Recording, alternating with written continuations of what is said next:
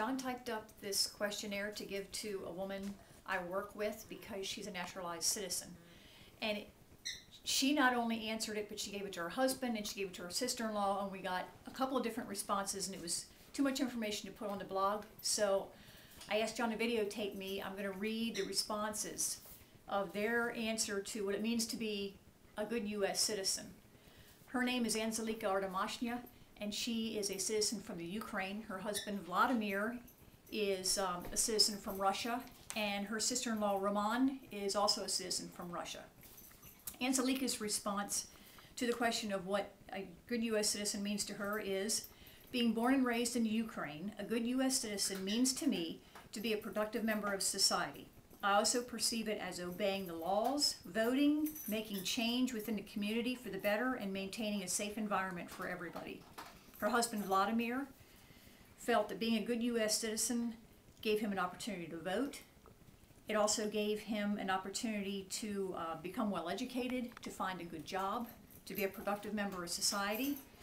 And he also thought it was important that they have the freedom to be able to travel wherever they want. Evidently, they didn't have that freedom over in the Ukraine to be able to just travel wherever and whenever they wanted. And that was part of being a good U.S. citizen to him, to have that kind of freedom. He appreciated that.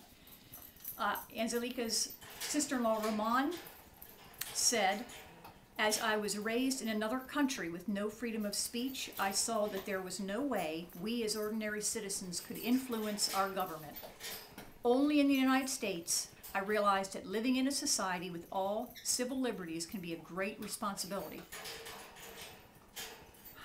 She said when she was a teenager, young people who were just a little bit older than her were drafted into the army and had to fight in Afghanistan. This was the war in Afghanistan that happened many years ago, not the one happening now.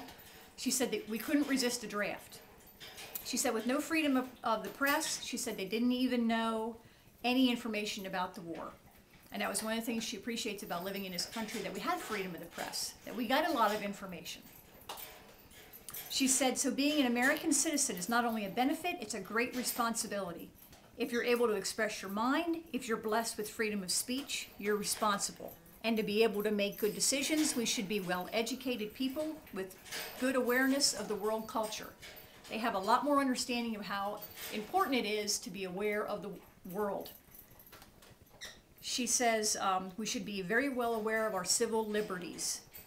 She says one of the American presidents, she doesn't say who, I don't know who, once said that whoever is ready to sacrifice his freedom for security will get neither security nor freedom. So we as American citizens should value our civil liberties. She said, as a former citizen of a country who treated its citizens more like inmates than like actual citizens, I am very well aware of that. That was their response. Maybe the bird should be louder next time. Wow. We'll have to